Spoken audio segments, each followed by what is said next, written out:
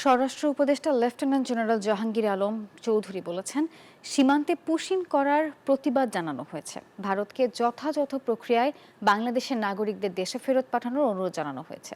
সকালে রাজশাহী কারা প্রশিক্ষণ কেন্দ্রের এক অনুষ্ঠানে একথা বলেন তিনি। আরও বলেন, সীমান্তের সব ধরনের পরিস্থিতি মোকাবেলা করতে প্রস্তুত রয়েছে বিজিবি। স্বরাষ্ট্র উপদেষ্টা বলেছেন, বর্তমান সরকার একটি সংস্কারমুখী সরকার। সীমান্তে পুশিংয়ের সংখ্যা বেড়েছে, এই জন্য আমরা প্রতিবাদও করেছি।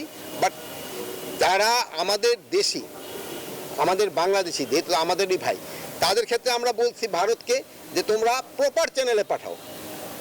আমরা যেমন যারা অন্যান্য দেশে যারা আমাদের দেশে অবৈধভাবে থাকে তাদের আমরা কিন্তু প্রপার চ্যানেল একটা আছে ওইটার ভাবে পাঠাই।